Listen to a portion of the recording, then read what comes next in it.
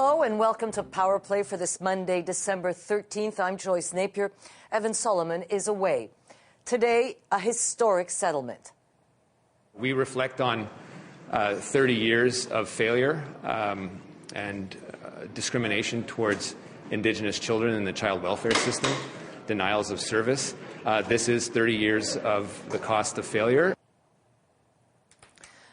The government announces a $40 billion settlement to compensate First Nations children who face discrimination in the child welfare system and to implement long-term reforms. But negotiations are not over. When will children be compensated? In moments, we'll ask the minister responsible and the Assembly of First Nations lead negotiator. Then a long-awaited apology.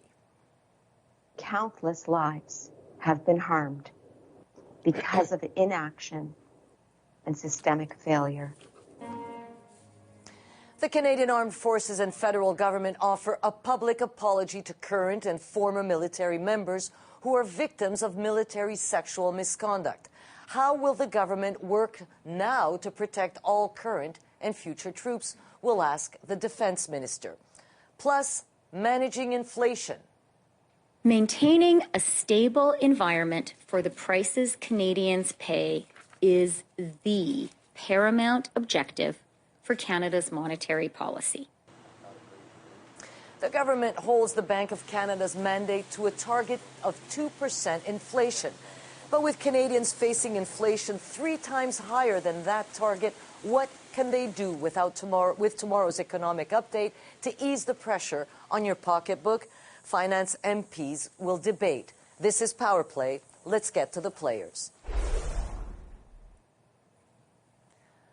$40 billion, that's the amount of money the federal government will set aside in tomorrow's fiscal economic statement for First Nations child welfare compensation and for systemic reforms. Remember, in 2016, the Canadian Human Rights Tribunal ruled that the federal government discriminated against First Nations children by underfunding welfare system on reservations, and it ordered Ottawa to pay $40,000 in compensation to each First Nations child unnecessarily taken into foster care. The federal government has repeatedly appealed this ruling. They also ruled the government did not honor Jordan's principle. Jordan's principle ensures First Nations children have equal access to government services. So what does this mean for the government's appeal of the ruling?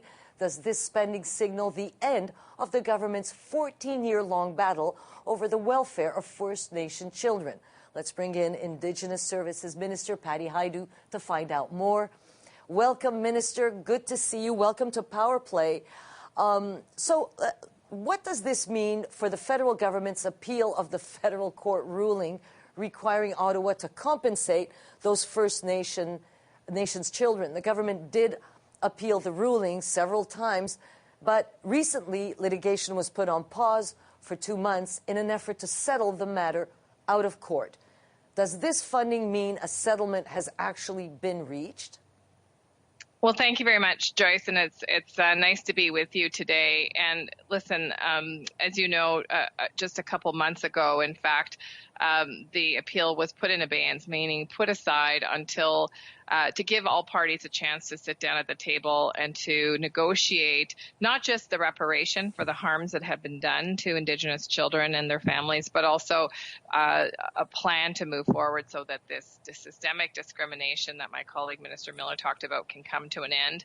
And the parties have been doing exactly that since that time, just a couple months ago, meeting, I would say, almost daily. Of course, we have Marie Sinclair that's been hugely helpful to facilitate these negotiations. And yes, I think, the fact that the government is planning on spending this $40 billion is an indication that we're serious about this work that we're doing together with Indigenous partners. Minister Hajdu, so how did you get to the $40 billion figure? And, and how does this money break down? So is it a split between compensation and reform? Can you break that down for us? Well, I mean, first of all, historic harms require historic reparations. And these are hundreds, if not thousands, of families that have been torn apart, oftentimes, for circumstances far beyond their control. Reasons of poverty, reasons of unequal access to services. And so, hundreds and thousands of children that have lost the ability to stay at home, lost the ability to stay in their communities, and of course the suffering that goes alongside that from a parent and caregiver perspective. So part of these sums will be used to make financial reparation as much as we can in terms of those kinds of losses. And certainly, I, of all people, understand that money doesn't solve those kinds of harms entirely, but it certainly is an indication that the government is aware and takes responsibility for the damage and the hurt that it has caused, over, I would say, generations. And the second bucket of money is really about the long-term reforms that First Nations people have been calling for a very long time. The ability to have First Nations-led solutions to keeping families together, and to ensure that First Nations children receive equity and access to services and supports, health access, social development access, educational access that keeps them in their communities and gives those children a fair chance to succeed. And so the negotiations have been really about both of those, if you want, buckets of issues, reparation and the restoration. Yeah. So, Minister Mark Miller was saying today that, you want to fund the agencies to, quote, making sure the federal government does not contribute to the systemic discrimination. So it is a significant amount of money to attach to a fall economic statement that's coming out tomorrow. So does this put pressure on the opposition to pass this fiscal update? What happens to that $40 billion? I know it's not, the negotiation isn't over, but it is a significant amount of money to attach to a fiscal update. I can't speak to the work that will happen next in the House of Commons, but I can say that the fact that the $40 billion is in the fall economic statement is an indication of how serious the government is in achieving this goal of making restitution and having sufficient money to ensure this never happens again to another First Nations child across this country. And, these are things that advocates have been calling for. They're not just the right thing to do, by the way, Joyce. I believe they're the smart thing to do for the future of our country.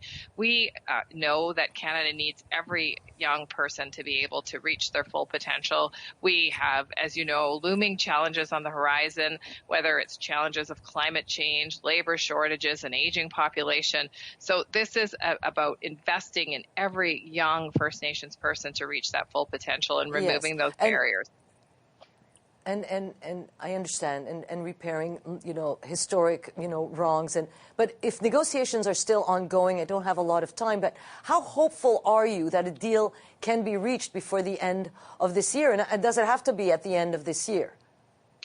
Well, listen, we have set a deadline of December 31st for the talks to conclude, but obviously it'll depend on how close we are. And I'll say this, we are very close to finding a final solution. I do want to thank all of the parties that have stuck through these difficult conversations, and we've come a long way in a very short time, again, with parties that also are focused on one thing, and that is the future for First Nations children in this country and ending those systemic discriminations once and for all. So with that focus, and I would say it's the focus of the government and all the parties at the table, along with the expertise of Mr. Sinclair, I think that we will arrive at a negotiated agreement.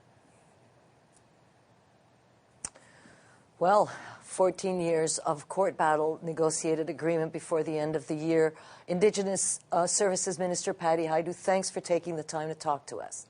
Thank you very much, Joyce. Take care.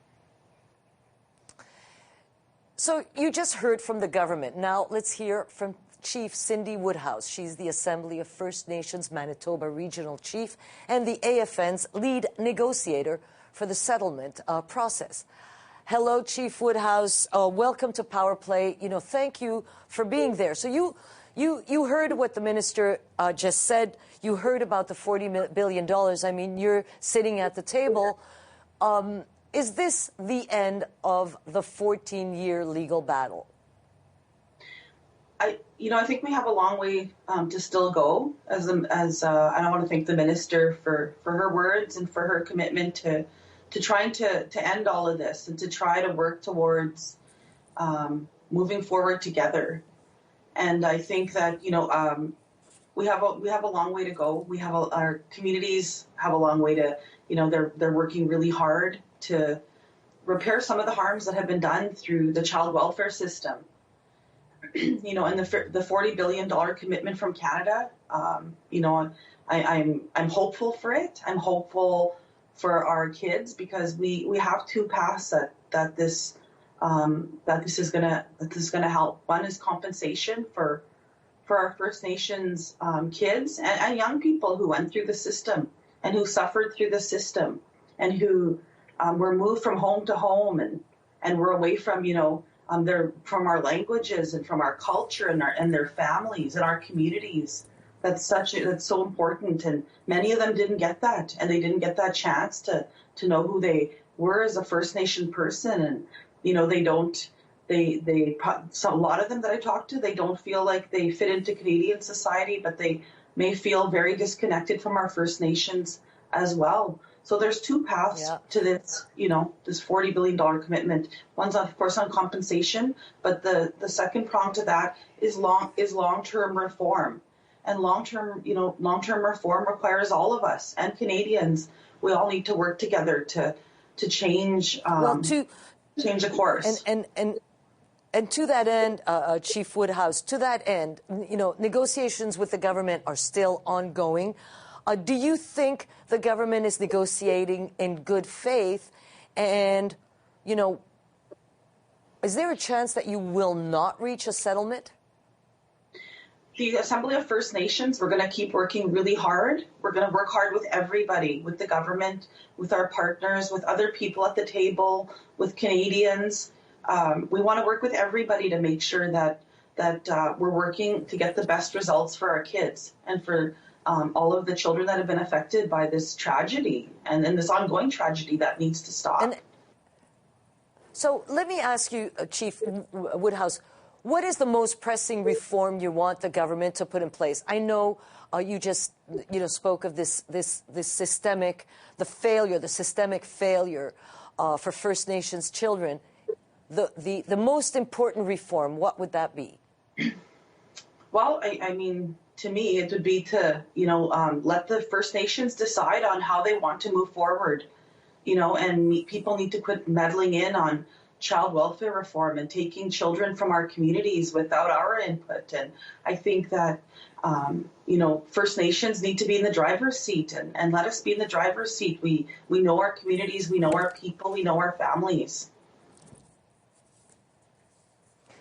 Well, the negotiations will continue, so they go on until the end of this year. So another couple of weeks. They may be prolonged, perhaps, but we will, definitely keep on top of it. AFN Manitoba Regional Chief Cindy Woodhouse, thanks for taking the time to talk to us. Thank you so much. Chimigwech. And Evan Solomon has just sat down with Prime Minister Justin Trudeau for a wide-ranging year-end interview. The full interview will air on CTV's Question Period this Sunday, but we've got a preview for you right here. Listen to this clip where Evan presses the Prime Minister on when every eligible Canadian will get a booster shot. Listen to this. I guess we need them now, is my question. So when are they coming? They're coming as soon as we need them. Is there a schedule? There is a schedule. There are commitments. Schedule. There are commitments to have the boosters in Canada as soon as we need them. We have enough boosters for everyone, so there's no excuse but not here. for people. But we don't have them here in Canada. I'm just trying to, if all 26 million people said we want them now. We want them tomorrow, we wouldn't be able to deliver them into 26 million arms on tomorrow. But as soon as we can roll them out, we have enough boosters secured for everyone. And you can watch the wide-ranging interview on everything from Canada's China policy to the pandemic response this Sunday on CTV's Power Play Live at 11 a.m. Eastern. And coming up, Canada's new Defence Minister apologizes. As Minister of National Defence, I am apologizing to you on behalf of the Government of Canada. A long-awaited apology to survivors of military misconduct. What happens now? Defense Minister Anita Anand joins us next. Stay with Power Play.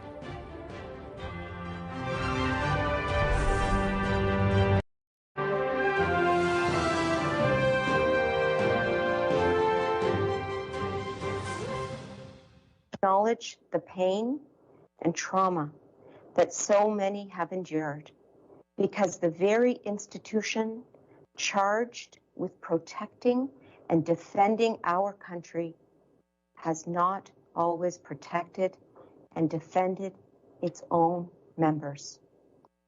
I apologize on behalf of the Government of Canada and on behalf of those elected officials who, throughout the history of the Canadian Armed Forces, had the responsibility to protect you and who failed to do so. An apology that was a long time coming. Today, Defense Minister Anita Anand, Chief of the Defense Staff General Wayne Eyre, and Deputy Defense Minister Jody Thomas issued an apology to all current and former members of the military who experienced sexual assault, harassment, and discrimination. This apology was long called for by survivors of military misconduct. So now that the apology has been made, where does the military go from here? Let's find out. And joining me now is Defense Minister Anita Anand. Minister Anand, welcome. Welcome to Power Play. Thanks for taking the time to talk to us. It's been a busy day for you. So you apologized today. Let me ask you, how did you feel? I was very focused on making sure that I delivered the apology on behalf of the Government of Canada. At the same time, I have deep empathy for the victims and survivors of sexual misconduct and sexual assault in the military. So overall, the day was an emotional one for me, as I'm sure it was for many people around the country, and I am focused on making sure that we continue to take steps to protect the interests of survivors and victims of sexual assault and sexual misconduct. That's the work that I am doing every day, and will continue to do that with General Eyre and Jody Thomas. What are you hearing from survivors today? You said earlier in your press conference that you have been in touch with them, and so what have you heard from them? They have expressed to me the importance of the apology, but also the need to continue to make systemic change in the Canadian Armed Forces. And they have mentioned a number of different types of supports, many of which we are working on right now. For example, the need for peer-to-peer supports, the need for mental health supports, the need for an oversight or external complaints mechanism that individuals can go to launch their complaints. These are the types of issues that have arisen in my conversation with survivors and victims. But of course, the work is still ongoing, and my conversations with survivors and victims is still continuing as well. So, I'm curious about one thing. So Harjit Sajjan, your predecessor, was one of the longest-serving defense minister, almost 6 years, and no apology. There were recommendations from previous studies from former justice ministers, from the Supreme Court justices. Why? You've been in this job for 2 months, and not only have you transferred these cases to civilian court, you called it yourself a conflict of interest, and now you're apologizing on behalf of the government. So why are you doing something in less than 2 months that your predecessor and the government really couldn't do in almost 6 years? Well, I will say that the previous minister, Minister Sajjan, laid the groundwork for much of the reform that I am working to implement in my current role. And I am very determined, just as I was in the case of vaccine procurement, to bring my skills to bear, to bring my determination to bear on this particular portfolio in order to make meaningful change for victims and survivors of sexual misconduct and discrimination in the Canadian Armed Forces and the Department of National Defence. The work is ongoing, and I believe we have a number of steps we still need to take.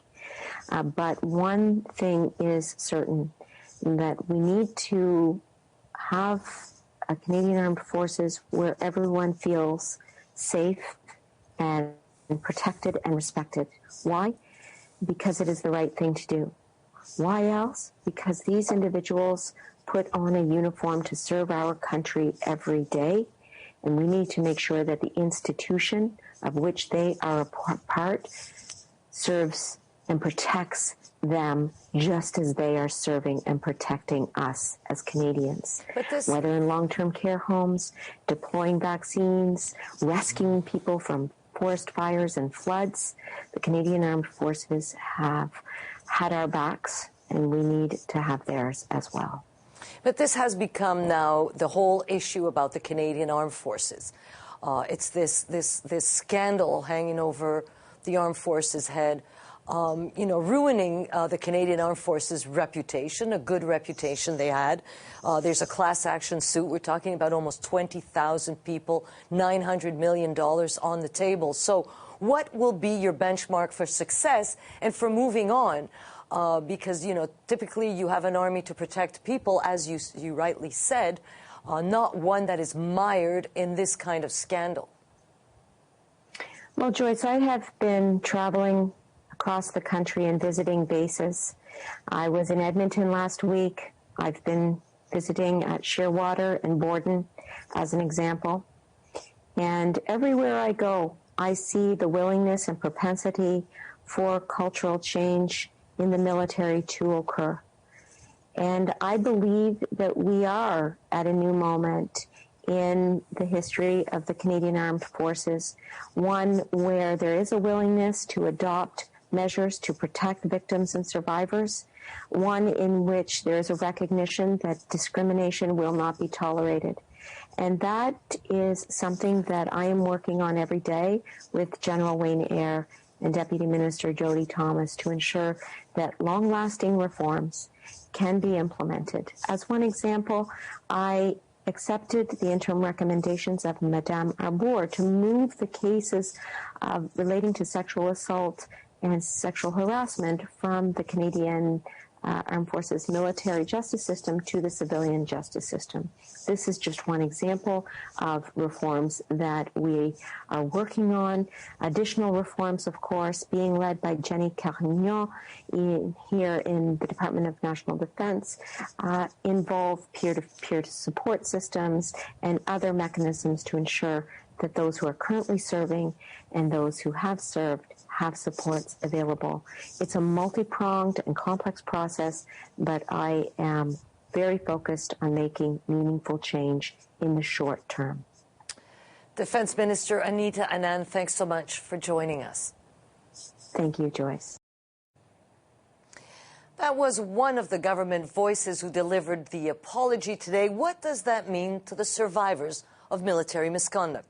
Our next guest is the co-chair of It's Not Just 700, a group of current and former members of the forces who have experienced military misconduct. Captain Sam Samplonius says the misconduct she experienced in the military has had far-reaching impacts in personal and professional life. She is currently on medical release from the Canadian Armed Forces. Captain Samplonius, welcome to Power Play. Thanks for joining us. So you heard the apology today. You heard what the minister had to say on Power Play. Do you accept the apology? For myself personally, yes, I do. I believe it was made sincerely, and we were very pleased. When I say we, I mean myself and my co-chair, Dr. Laurie Bouchard. We were pleased to hear that a lot of the recommendations that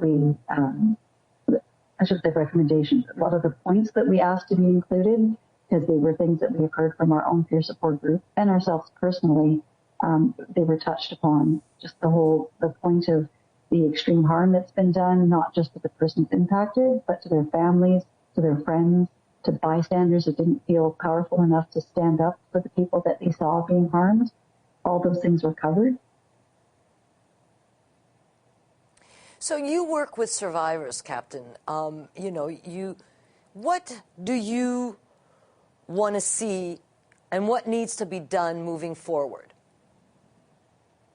Well, we have made a number of recommendations through our engagement sessions with the government and with the Sexual Misconduct Response Center. And we're very pleased to see that a lot of them have been taken into account and have been put forward as things that they need to work on. There is the peer support program, of course, was the initial push that we were given as part of the class action. And one of the reasons that our group was participating in the class action back in 2017, we really wanted to see that the success that we were seeing in an informal peer support group would be brought forward into a formal peer support group, because we realized that through having that funded and made more official with clinical people that were qualified to give the advice and support that we were trying to give, which was going to benefit survivors way more than anything we could do as just giving our own informal peer support. What is your experience? You're working with survivors, but you are yourself a survivor. What did you experience? Well, for myself, I started in 1981. No, and you're back. Go ahead. I'm sorry. Sorry, yes, there was a call that tried to come through. I started in 1981, and that was a time when women were coming more into force into more of the male-dominated trade. The combat arms trade still wasn't open, so unfortunately I couldn't go with my first choice, which was infantry. So I was sent in as a logistician to help support the Airborne Regiment, which was to me the next best thing. Unfortunately, at that place, that was where I think, in experience and hearing from other people, that was probably one of the worst places I could have gone as a woman. I did experience constant daily harassment and basically being told that I wasn't good enough to be there. And after that, I decided to change my career stream and go elsewhere, which wasn't as fulfilling as I felt it would be. And I feel that I was forced to give up that career that I really wanted. And I did continue to serve, but not really in the way I wanted to. So I felt that my career was taken away from me. Yeah. 19,000 people in that class action.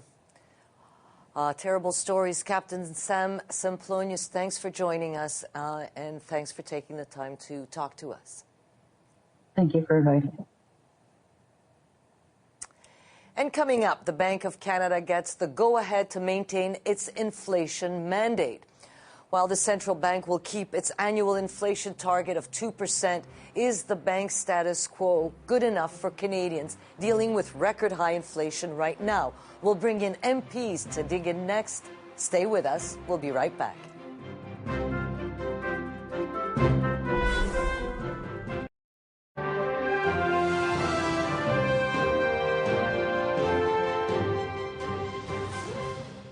When conditions warrant, the bank will use the flexibility of the framework to actively seek the maximum level of employment consistent with price stability. And welcome back. The Bank of Canada is holding steady on its 2% inflation target, but Canadians and their pocketbooks are experiencing a different reality. This fall, inflation soared up to an 18-year high. So with the federal government set to share its economic and fiscal update tomorrow, what will there be in there to take some of that pressure off your wallet? Let's ask the MPs. Rachel Bendayan is the Parliamentary Secretary to the Associate Finance Minister. James Bizan is the Conservative MP for Selkirk, Interlake and Eastman. and Daniel Blakey is the NDP's finance critic. Nice to see the three of you. Welcome to Power Play, and thanks for being there. Rachel Bendayan, I know you can't tell us or share with us what will be in the fiscal update tomorrow, but feel free to do so anyway. But I want to ask you, what can your government actually do, or any government, to fight inflation? Well, thanks very much, Joyce. And yes, as you suggest, I had no intention on tonight's show to be scooping the Deputy Prime Minister and Minister of Finance's economic and fiscal update tomorrow. But of course, there are a lot of things that are important about tomorrow's update, and that is the transparency that it will provide to Canadians so that they can see where the money has been spent up until now and where we're going. Of course, we will be presenting a budget in the spring. Tomorrow is not a budget, but it is an incredibly important moment for everybody in finance. And so on this eve, let me tell you that I am very excited, and I'm sure that everybody watching is very intent on listening to the Deputy Prime Minister tomorrow at 4 p.m. So, James Bazan, Canadians see this 2% target, but inflation is 3 times that. So what can the government do? And transparency, Rachel Bendayan talked about transparency. You have 3 days, to debate this. There's an added $40 billion that we found out today. What suggestions would you have for the government to fight inflation, if that's even possible for a government to do? Well, we know that this is a mandate that's coming in the last minute of the 11th hour, and it really raises a question about, why is it taking the government so long to actually reconfirm the 2% inflationary target mandate by the Bank of Canada? And, in their announcement today, they finally acknowledged that the government of Canada has a responsibility in managing the inflation target along with the Bank of Canada. This is despite the fact that, the Prime Minister has said in the past that he doesn't concern himself with monetary policy. We had in the Globe and Mail today, they were talking about how Prime Minister Trudeau is not engaged at all when it comes to economic and fiscal policy of the country. He's too busy trying to cut up the economic pie rather than ensure that the economic drivers are in place to ensure that the cost of living doesn't go any higher. And they also criticized, Chrystia Freeland, who spent most of the time since the election, touring around rather than concentrating on what is important to Canadians and this crisis that we're facing right now with inflation running out of control. So again, we need to make sure that as we move forward with the economic update coming tomorrow, is that we get prices under control. We make sure that the government isn't increasing payroll taxes and gas and energy taxes across this country. We know that food inflation is going to be up over $1,000 per family next year. And ultimately, we have to get this inflationary deficit spending under control and back to normal levels prior to the pandemic. So, Mr. Blakey, what are you looking for tomorrow? Sure. Well, of course, the biggest problem with inflation is that it is the effect that it has for people who are already financially vulnerable. So what are some of the things the government can do? Well, they can, earlier in the pandemic, they provided increases to the GIS and to the CCB, or that is the Canada Child Benefit. So they could look at making sure that things like the Canada Pension Plan are actually seeing increases that would help people who are struggling to be able to afford groceries in their budget. They could be acting on things like blind bidding, home flipping within the and foreign ownership of vacant property in the market. Those are things that they could do to actually help combat inflation. Today, what they decided to do was to take the conservative advice on inflation targets, just as they took the conservative advice on canceling the Canada Recovery Benefit. And so, this is essentially kind of maintaining a status quo that isn't working for people and taking advice from the Conservatives on economic policy. We're up in the House every day saying that that they have a different approach, but it's actually not very evident in the way they're behaving as they say we're embarking on the recovery. So we spoke to Minister Haidu about the $40 billion that will be in the fiscal update to cover compensation for First Nations children. I'd like to talk to the opposition here. Mr. Bazan, your reaction to this? Well, we still haven't seen the details. We're looking forward to looking at that tomorrow, and this is about reconciliation. And we know for a fact that the government continue to take Indigenous children to court rather than dealing with this issue up front. So it's long overdue, but we need to see exactly how this money is going to be spent and how long is it spread out over when you look at the overall cost that they're talking about. So we'll see what comes out of the economic update tomorrow. And I just want to thank Daniel for realizing that it is conservatives that drive economic policy, and that we have been raising this issue of inflation for weeks now, and raising it every day in question period. And it's been led by our leader Aaron O'Toole to make sure that we keep those inflationary targets under control so that life can be affordable for Canadians from coast to coast to coast. Rachel Bendayan, why don't you answer to that? Is that conservative policy? Absolutely not. And there's certainly no such thing as a monopoly on good policy. What we have announced today, Minister Freeland and Tiff Macklem, the Governor of the Bank of Canada, was that we are going to maintain the 2% inflationary target at the midpoint of the 1% to 3% inflation range. I think that is critical, not just for price stability, but for continuity and stability in the market generally. And it's also going to ensure that prices are as affordable as possible for Canadians. We know that there is global inflationary problems. We know that Canada actually has lower inflation than most of our OECD counterparts, but we are also very aware of the fact that Canadians are seeing an increase in prices, and that is why we reaffirmed the Bank of Canada's mandate this morning, and that is why we are presenting an economic update to Canadians tomorrow. Yeah. Mr. Blakey, I want to go back to the $40 billion. So how do you want to see this impact the negotiations between the federal government and the First Nations Child and Family Caring Society, currently underway? What is the NDP's position on that, and where would you like to see this go? Sure. Well, quickly, I would just say one of the consequences of the Liberals following Conservative advice on the inflation target is that the projected increasing interest rates are also going to be hitting Canadians. And that's why some other places are looking at changing their central bank mandates, because they recognize that there's serious affordability issues and economic consequences to having rising interest rates. With respect to what's been announced today around First Nation settlement, again, I do think that we need to get more of the details on how it's going to work, but a couple things are important. One is whether or not this money actually also represents an end to the legal action. That put money start, but continue legal actions in court. And I think this ought to be representing an end to Indigenous children to court. And on the other side, I think the other thing that has to be talked about is, a lot of these settlements come from government coming in and having a government knows best kind of colonial attitude, doing a lot of damage within communities, and then having to pay out for it later. Instead of resourcing Indigenous communities, to be making decisions locally for home people. Some resources for start to take more ownership over their collective. I think we're having some audio issues. Daniel Blakey, I'm sorry.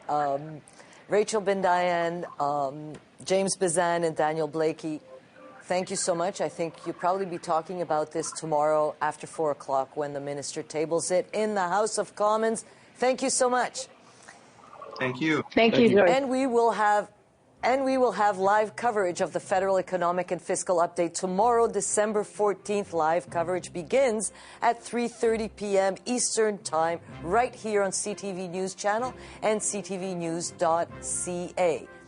And coming up, in the battle against COVID-19, rapid antigen tests have been called another tool in Canada's toolbox. So why are some Canadians having such a hard time securing rapid tests? Infectious disease specialist Dr. Lisa Barrett joins our press gallery panel next. Stay right with us.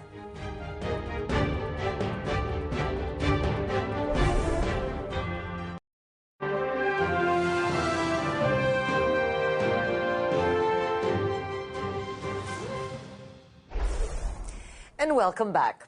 Chief Medical Officer Dr. Teresa Tam says community transmission of Omicron is now present in Canada and the situation could, quote, rapidly escalate. So with concerns growing over Omicron, could easy access to rapid COVID-19 tests help alleviate fears? One province has been praised for its mass distribution of rapid antigen tests to the public. Nova Scotia can pick up free rapid tests at the liquor store, library, and at airports. According to the feds, over 80 million rapid tests have been shipped to the provinces and territories, but only 15.5 million tests have been reported as used. So where are the rapid tests, and why aren't all provinces making them easier to access? Let's bring in the press gallery panel to weigh in. Bob Fife is the Globe and Mail's Ottawa bureau chief. Tonda McCharles is a senior reporter with the Toronto Star's Ottawa bureau. And our special guest is Dr. Lisa Barrett. She's an infectious disease specialist based in Halifax. Nice to have you here. Welcome to the three of you. So, Dr. Barrett, can you tell our viewers who are not in Nova Scotia about how easy it is to get a rapid test in your province, and why isn't it like that everywhere else? Oh, I don't know if I can help you on the second part, but I can explain the first part. The Nova Scotia government and our Chief Public Health Officer, Dr. Strang, for the last more than a year now, have been helping to facilitate and efforts around community-led and other streams of rapid symptom-free testing has been available at different points in our province, all around the province, and increasingly so before these holidays. Very, very well put together programs, both by government and also our communities, have enabled people within our Nova Scotian population to have free and easy access to rapid tests. Like I said, for more than a year, more than 2 million of them given out. Why are other people not doing that? I think there's a little bit of a challenge around why one would do that. People don't quite understand it, why you would do no symptom testing. And I think we've also embraced the idea of community engagement and empowerment to know your status for this virus. And it's been an important tool along with other public health measures. So how important a tool, or how crucial a tool is it, for community spread or for making people, less anxious? What kind of a tool is it? And is it one of those tools in the toolbox? Definitely a tool in the toolbox. How and when it's best implemented probably differs by situation and by each region. However, at a time when people are not fully locked down, not all optimally vaccinated, and of course, with lots of people unvaccinated still in younger age groups, it's a little early to let community virus levels go high. And in order to do that, we've been using no symptom tests to keep things open, to keep things going, and to limit the extent of different outbreaks around our province. So is it an essential tool? Well, I think it's an important tool. Yeah. And why would you not use it if it's possible to put it into your toolbox and to let community lead it? That empowerment has been key to allowing people to do something as opposed to just lock down throughout this pandemic. Absolutely, and very difficult to get here in Ontario. Even if you pay for it at the pharmacy, you have to be traveling.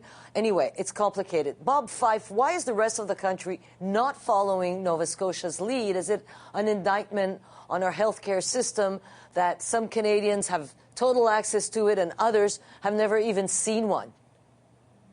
Yeah, look, it makes no sense. If I want to get an antigen test, it costs me $40 in Shoppers, for example.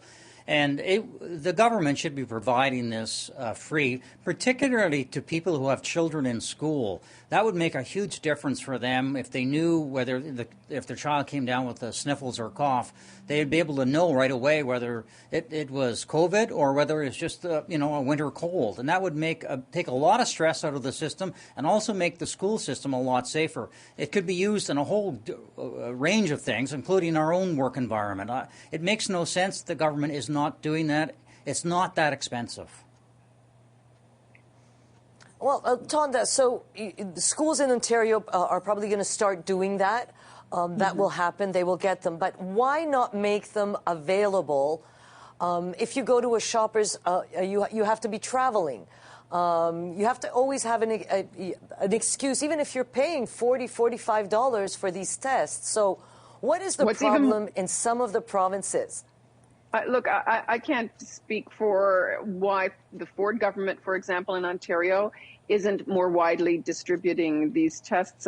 It's baffling to many Canadians. People are struggling to understand how is it that the federal government paid millions and millions of taxpayers' dollars to bring in these tests for provinces to use more broadly. They've been calling on it. This feels, not just like Groundhog Day, a little bit like Groundhog Year. I mean, we were having many of these conversations last spring, where provinces were not rolling out the antigen tests very quickly. Now seems an appropriate time. In Ontario, they've prioritized the schools during the Christmas holidays, but not in the course of the regular term. They've prioritized certain workplaces like long-term care homes and hospital workers for use of rapid antigen tests. But it's a bit baffling. I don't know if they're saving them for a fifth, sixth, or seventh wave. But, with Omicron tearing a blue streak right now through communities like Ottawa, now there's community transmission in Ottawa, it would seem like a good time to roll them out, wouldn't it? Yes, and governments seem to be quite stingy. We spoke to the health minister last week, and he said, well, those are the provinces we provide and the provinces distribute. Unfortunately, this is all the time we have. Robert Fife, Tana McCharles, and Dr. Lisa Barrett, thanks for taking the time to talk to us, and we'll see if rapid tests will be more available in the future. And that's your Power Play Day in politics. Thanks for watching. We'll be back in 23 short hours. Hug your loved ones and have a great evening.